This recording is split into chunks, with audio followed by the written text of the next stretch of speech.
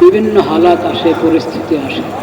এই ক্ষেত্রে আমাদের যেটা করণীয় তা হলো প্রত্যেক কাজের জন্য, প্রত্যেক বিষয়ের জন্য যথাযোগ্য ব্যবস্থা গ্রহণ এবং তাকদীরের প্রতি বিশ্বাস, তারপরে শিক্ষা গ্রহণ। তিনটা কাজ, কমপক্ষে তিনটা কাজ। যে কোনো ঘটনাতে, যে কোনো দুর্ঘটনাতে কমপক্ষে তিনটা কাজ। সাধারণত আমরা যথাযথ ব্যবস্থা গ্রহণ না করে, দায়িত্ব পালন না করে একটার কাজ আরেকটার উপর হাওলা করি। আজ থেকে প্রায় 25 বছর আগের একটা ঘটনা। দিঘাতলার দিকে, ধানমন্ডি দিঘাতলার দিকে আমি মোহাম্মদপুর থেকে যাচ্ছি বাসে। একদিকে বাস আর একদিকে মোটর সাইকেল পাশাপাশি। রোডের এক পার থেকে আরেক পারে একজন পার হয়ে যাচ্ছে, একজন মুরব্বী। ওনার কোনো খেয়ালে নেই, উনি পার হয়ে যাচ্ছেন। বাস চলছে, মোটর সাইকেল চলছে। খেয়াল করে যেখানে দাঁড়ানো দরকার দাঁড়াবো, পিছানো দরকার পিছাবো, তা না করে উনি চলছেন। এখন উনি যদি থাকেন উদাসীন, গাড়িওয়ালারা কি করবে? চেষ্টা করেছে, বাস মোটর সাইকেল সবাই চেষ্টা করেছে, শেষ পর্যন্ত লেগেই গেল, কিন্তু হালকা লেগেছে। উনি পড়ে গেছেন কিন্তু আঘাত পান নাই, আহত হন না। তো উনিও বুঝতে পেরেছেন যে ওনার দোষ, অন্যদের দোষ না। কিন্তু কোনো ব্যক্তি যারা এগিয়ে আসছিল, কেউ হয়তো মোটর সাইকেল কিছু বলতে চাচ্ছিল, তো উনি বলছেন যে আমার কিসমত, আমার কিসমত। এই কথাটা আমার পছন্দ হয়। আমার কিসমত, আমাকে তো সতর্ক হতে হবে, এটা তো আমার প্রথম কাজ। তা হলো কিসমতের হাওয়ালা যে দিলাম, এটা তো পরের কথা। আমার কিসমতে কি আছে না আছে আমি কি জানি? প্রথম কথা যেটা বলা দরকার ছিল আমি খেয়াল করিনি, আমার ভুল হয়েছে। তারপরে বলেন আপনি কিসমত। তো অনেক সময় নিজের অবহেলাকে আমরা কিসমতের উপর ঠেলে দিই। আবার অনেক সময় কিসমত এবং তাকদীর, এটা যে ইমানের একটা বিষয়, ওটাই ভুলে যায়। হওয়া দরকার হলো সমন্বয়, যথাযথ ব্যবস্থা গ্রহণ, এরপরও ফেল হতে পারে, সেটা হলো তাকদীরের বিষয়। আর শিক্ষা গ্রহণ, তাকদীরে যা আছে হয়েছে, হয়ে গেছে, বাস এখান থেকে আমি আর কোনো শিক্ষা গ্রহণ করব না, এটাও অন্যায়। ব্যবস্থা গ্রহণের ত্রুটি, ওটাও অন্যায়। তাকদীরের ব্যাপারে বিশ্বাসের কমতি, আল্লাহর ফায়সালার প্রতি অসন্তুষ্টি, সেটাও অন্যায়। শিক্ষা গ্রহণের ব্যাপারে অবহেলা করা, ওটাও অন্যায়। আল্লাহ রাব্বুল আলামিন তৌফিক দিলে, আজকে হয়তো হবে কিনা আমি জানি না, এই বিষয়টা নিয়ে কোনো সময় ইনশাআল্লাহ আলোচনা হবে, আল্লাহ তৌফিক। তিনটার সমন্বয় দরকার।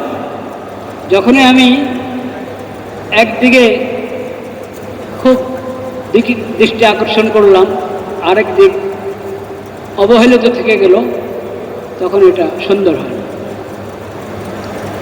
যাই হোক, বড় মর্মান্তিক ঘটনা ঘটে গেল কিছুদিন আগে, 21 জুলাই মনে হয়, উত্তরাতে একটা শিক্ষা প্রতিষ্ঠান মাইলস্টোন স্কুল কলেজ, ওটা ইচ্ছা করে কেউ ঘটনা ঘটে নাই, ঘটনা ঘটেছে, দুর্ঘটনা হয়েছে। অনেক বাচ্চা বাচ্চি নিহত হয়ে গিয়েছে। প্রতিষ্ঠানের সাথে সংশ্লিষ্ট শিক্ষকদের মধ্যে কেউ, অভিভাবকদের মধ্যে কেউ নিহত হয়েছেন। আল্লাহ তাআলা তাদেরকে শহীদের মৃত্যু দান করেন। অনাকাঙ্ক্ষিতভাবে হঠাৎ করে ঘটে যাওয়া ঘটনায় কারো মৃত্যু হলে আল্লাহ তাআলা শাহাদাতের মৃত্যু হিসাবে গ্রহণ করেন, এটাকে শহীদের সওয়াব দান করেন। বাচ্চারা তো এমনি মাসুম। কঠিন ঘটনা, সবরের দরকার, সংশ্লিষ্টদের সবরের দরকার এবং অন্যদের যথাযথ ব্যবস্থা গ্রহণের দরকার, এবং আল্লাহর রহমতে ব্যবস্থা নেওয়া হচ্ছে। তাজিয়াত একটা কাজ। তাজিয়াত মানে কারো ওপর কোনো মুসিবত আসলে সমবেদনা প্রকাশ করা। এই মুসিবতের কারণে আমিও দুঃখিত, আমিও আপনার মতো কষ্ট পেয়েছি, আমি আপনার কষ্টের মধ্যে শরীক আছি। এই সমবেদনা প্রকাশ, তাজিয়াত অনেক বড় নেক আমল। ছোট বড় যে কোনো মুসিবতের ক্ষেত্রে কেউ যদি কারো একটু সান্ত্বনা কথা বলে, সান্ত্বনার বাণী শোনায়, এটা অনেক বড় সওয়াবের কাজ। আর পাশে দাঁড়ানো, সাহায্য সহযোগিতা করা, সেটা তো আরও অনেক বড় সওয়াবের কাজ, এবং এটা হকও বটে। এক মুমিনের আরেক মুমিনের উপরে এটা বড় হক। আল্লাহ তাআলা সেই তৌফিক আমাদেরকে দান করে। আমরা সবাই দোয়া করি আল্লাহ প্রতিষ্ঠানের সার্বিক হালাত ঠিক করে দেন। যারা চলে গেছেন আল্লাহ তাআলা তাদেরকে শাহাদাতের মৃত্যু দান করেন। যে মা বাবারা, যারা নিজের মা বাবারা সন্তান হারিয়েছেন, নিজের আত্মীয় স্বজন যারা হারিয়েছেন, আল্লাহ তাআলা তাদেরকে সবরে জামিলের তৌফিক দান করেন। আমরা সংশ্লিষ্ট সবাইকে, বাইতুল মুকাররমের সকল দায়িত্বশীল এবং সকল মুসল্লির পক্ষ থেকে সমবেদনা জানাচ্ছি। আল্লাহ তাআলা এই ঘটনার সাথে সম্পৃক্ত সবাইকে যার যার দায়িত্ব পালন করার তৌফিক দান করেন। যারা আহত, তাদের চিকিৎসা ব্যবস্থা হচ্ছে, সেটা যেন আরও সুন্দর হয়, আরও নিখুঁত হয়, সেজন্য সবাই খেয়াল রাখা এবং সবাই দোয়া করে আল্লাহ তাআলা তাদেরকে দ্রুত সুস্থ করে দেন। স্বাভাবিক জীবনে তারা ফিরে আসতে পারে, ওরকম পূর্ণ সুস্থতা আল্লাহ তাআলা সবাইকে দান করেন। শিফায়ে কামেল আজ আল্লাহ তাআলা সবাইকে দান করেন। আমরা সবাই একবার সূরা ফাতিহা পড়ি। ইসালে সওয়াবের নিয়তে 3 বার সূরা ইখলাস পড়ি।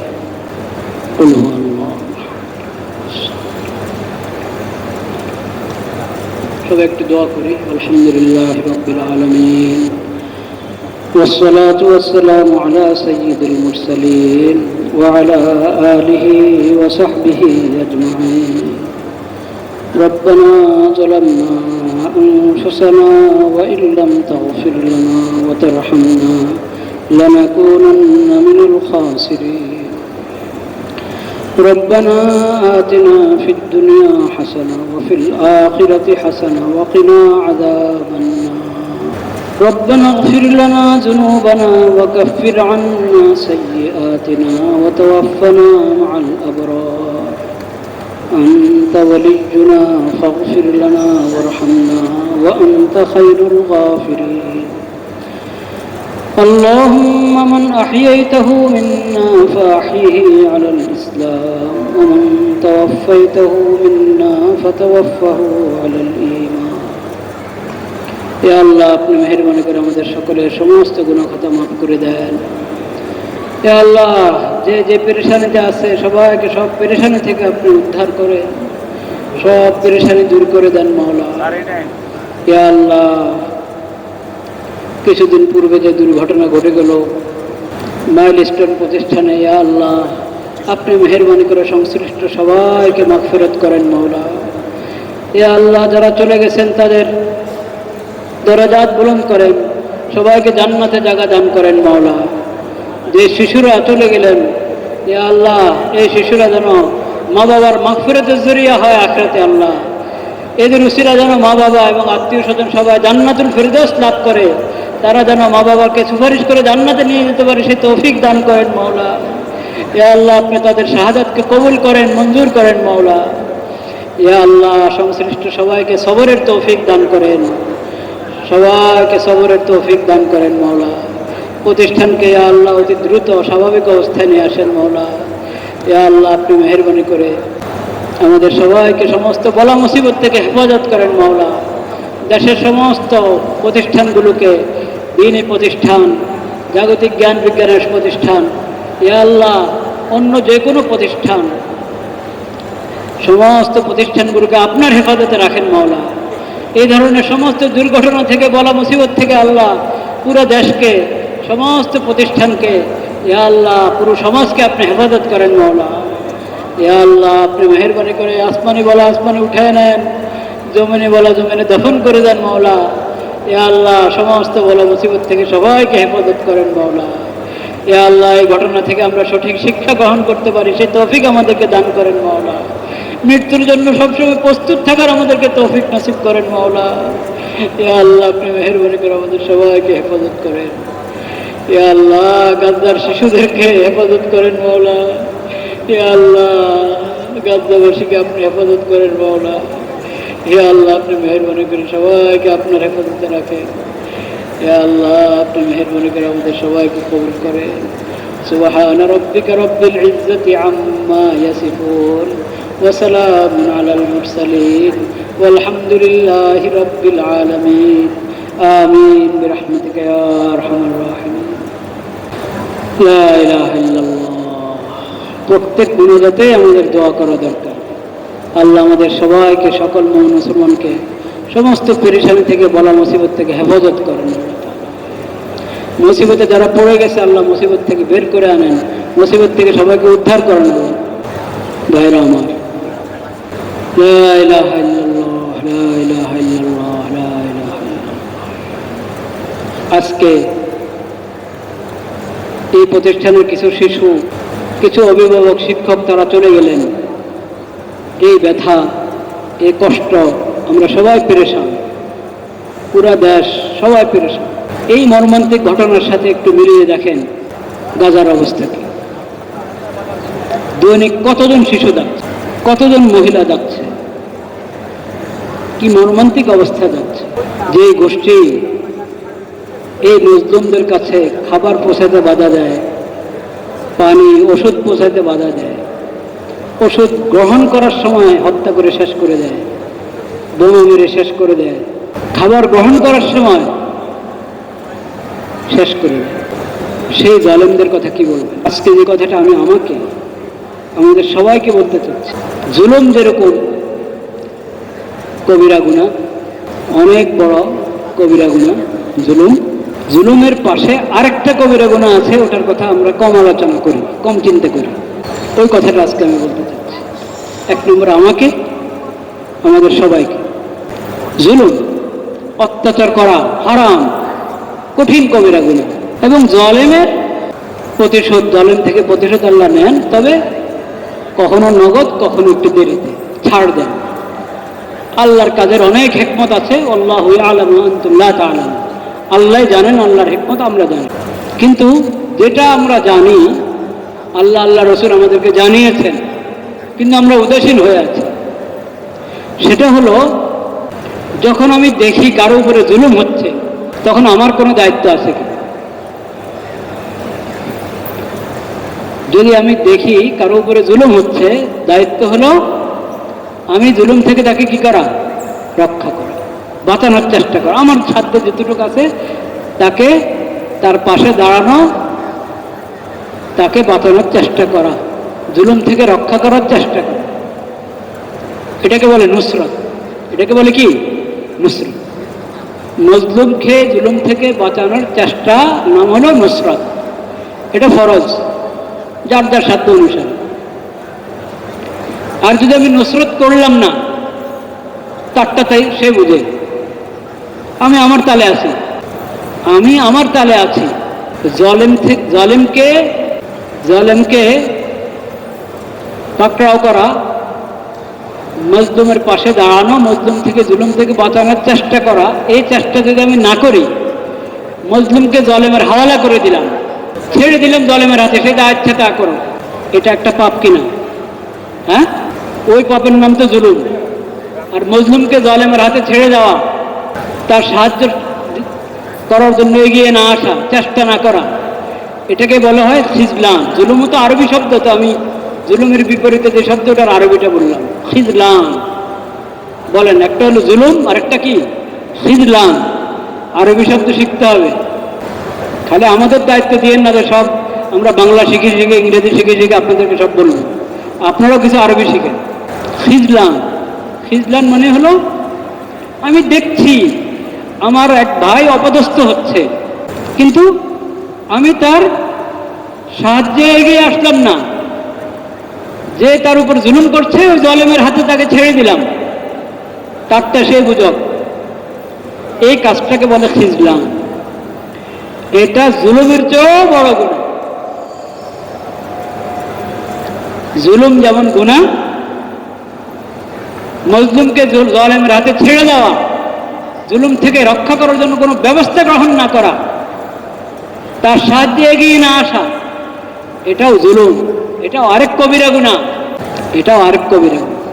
আপনার সামনে একজন পিটাচ্ছে, আপনি ধরছেন না, আরে হাত ধরেন, এর সরান, ওরে সরায় নেন, একে সরিয়ে নেন।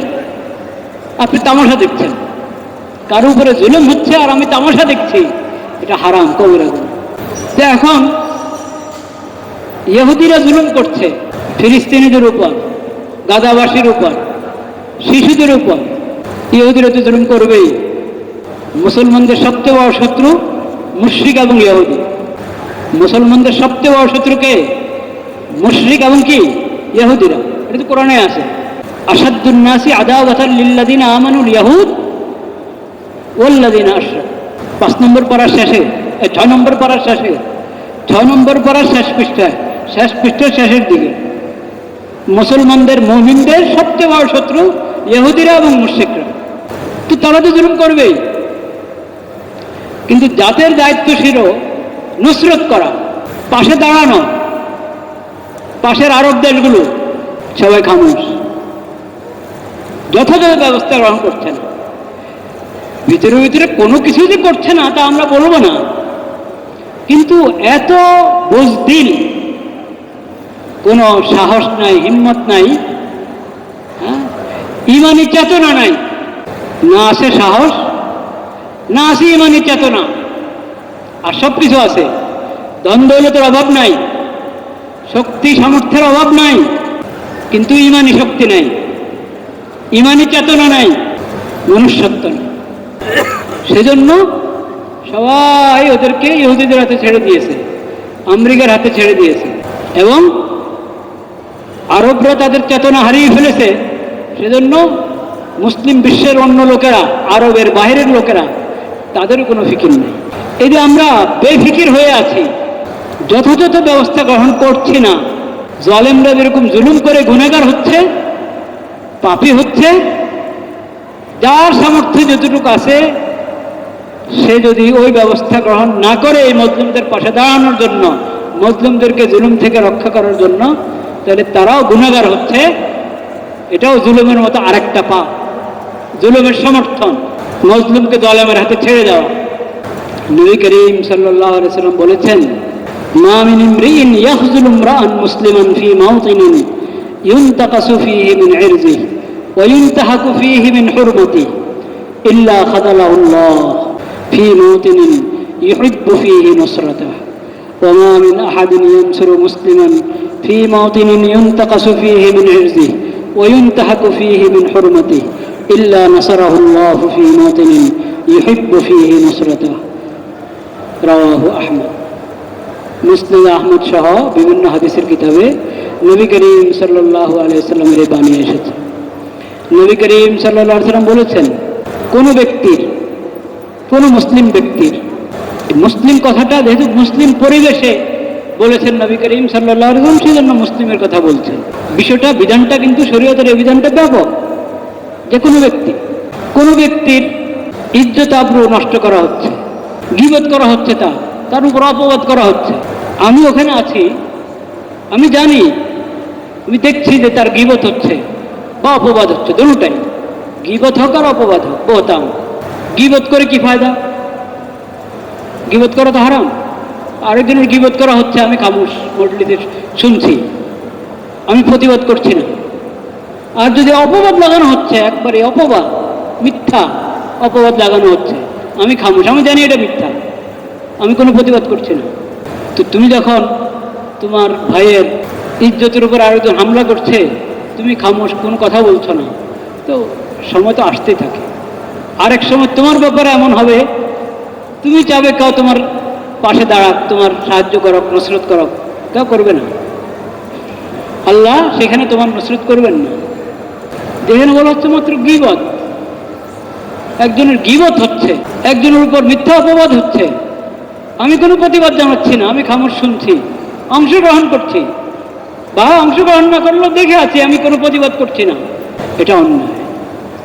আমি এমন করলে আবার আমারও ধরা আছে,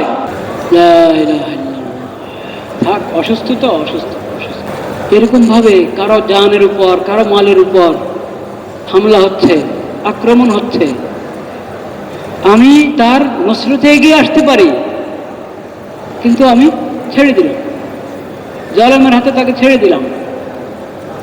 নবী করিম সাল্লাল্লাহু আলাইহি ওয়াসাল্লাম বলেন, ইল্লা খাযালাহুল্লাহু ফি মাওতিনিন ইউহিব্বু ফিহি নুসরাত।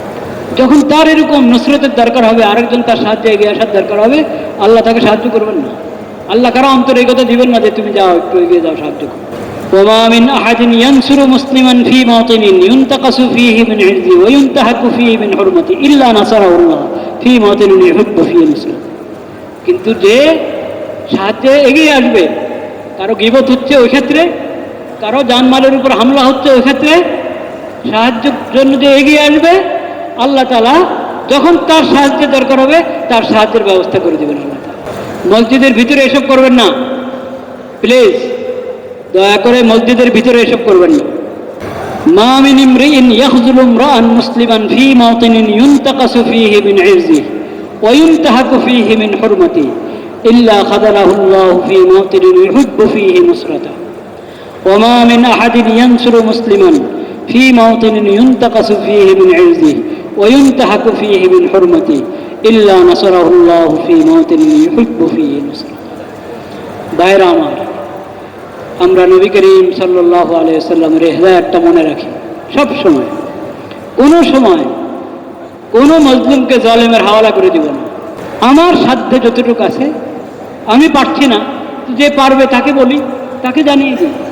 জালেমকে, মজলুমকে জালেমের হাতে ছেড়ে দেওয়া, নিজের সাধ্যের ভিতরে জরুরি ব্যবস্থা গ্রহণ না করা। প্রত্যেকের সাধ্য কিন্তু আলাদা, যার যেমন সাধ্য। এখন দেখেন না, পাশেই উর্দুন আছে, আরব দেশগুলো আছে, তারা যদি বলে যে আমাদের কোনো সাধ্য নেই, সামর্থ্য নেই গাজার পাশে দাঁড়ানোর, তো আপনি কি বলবেন? সাধ্য সামর্থ্যের আপেক্ষিক বিষয়, কথা সত্য, কিন্তু তোমরা যদি বলো তোমাদের সাধ্য নেই, সামর্থ্য নেই, তাহলে কীভাবে হবে? এটা আসল হলো ঈমানি চেতনা এবং সৎসাহস। ঈমানি চেতনা এবং সৎসাহস থাকলে অসাধ্য সাধন সম্ভব হয়। আল্লাহ তাআলা সে তৌফিক দান করে। বস, আজকে এতটুকু কথা। সবাই দোয়া করি। এখানে যারা দুর্ঘটনায় আহত হয়ে গেলেন, নিহত হলেন, হাসপাতালে ভর্তি আছেন, সবার জন্য, সংশ্লিষ্ট সবার জন্য আমরা দোয়া করব।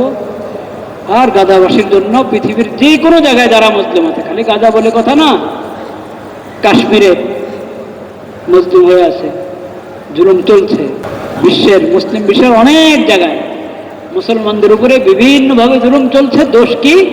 দোষ হলো শুধু তারা বলে রব্বুনাল্লাহ, আমাদের রব আল্লাহ। তাদের দোষ হলো লা ইলাহা ইল্লাল্লাহ, এই কালিমা, এই তাওহীদের বাণী উচ্চারিত হয় তাদের মুখে। তারা তাওহীদের জিন্দেগি চায়, ঈমান আমলের জিন্দেগি চায়, ওটা হলো তাদের দোষ। এই দোষের কারণে কোনো কাফির মুশরিক বেদিন তাদেরকে দেখতে পারে। এই কথা ঠিক। আমরা কালিমার হক আদায় করি না।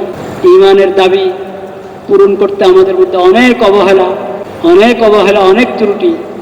কালিমার হক, কালিমা বিশ্বাসী, কিন্তু কালিমার হক আদায় করি না। আমাদের অবহেলা আছে, ত্রুটি আছে, সেটারও আমাদের সংশোধন করতে হবে। কারণ অনেক আল্লাহর হুকুম ছাড়া তো কিছু হয় না। তো এই মুসিবতটা আসছে তো আল্লাহর হুকুমে। আল্লাহর কাদের হিকমত আল্লাহ জানেন। এক হিকমত এটাও হতে পারে যে আমাদেরকে আল্লাহ তাআলা চান যে আমরা সতর্ক হই, শিক্ষা গ্রহণ করি। কিন্তু যদি সতর্ক হওয়ার জায়গায়, শিক্ষা গ্রহণের জায়গায় আরও উদাসীন হয়ে যায়, তো সেটা হবে নিজের উপর আরও বড় জুলুম। মজলুমকে যেরকম জালেমের হাতে ছেড়ে দেওয়া অন্যায়, নিজেকে নফস এবং শয়তানের হাতে ছেড়ে দেওয়া। শয়তান যেভাবে পরিচালনা করতে চায়, নফস যেভাবে নিজেকে পরিচালনা করতে চায়, পরিচালিত হতে থাকি। আমি আমাকে টেনে ধরি না, শয়তানের ধোঁকা থেকে, নফসের অসহতা থেকে আমি আমাকে বের করে এনে সঠিক রাস্তায় পরিচালনা করার চেষ্টা করি না। তা আমি নফসের হাতে মজলুম, শয়তানের হাতে মজলুম, শয়তান জালেম, নফস জালেম, নিজেকে জালেমের হাতে ছেড়ে দিলাম। এটা হলো নিজের উপরে বড় জুলুম। আপনি আরেকজনের সাহায্যে যেরকম দাঁড়াতে হবে, অন্য মুসলিমের পাশে যেরকম দাঁড়াবেন। আমি যদি নফস এবং শয়তানের হাতে মজলুম হই, তা আমিও তো মজলুম। এক নম্বরে তো আমি আমার সঙ্গে থাকা দরকার, আমি আমাকে উদ্ধার করা দরকার শয়তানের মতো জালেম থেকে, নফসের মতো জালেম থেকে। আল্লাহ সেই তৌফিক আমাদেরকে দান করেন। ওয়া আখিরু দাওয়ানা আলহামদুলিল্লাহ।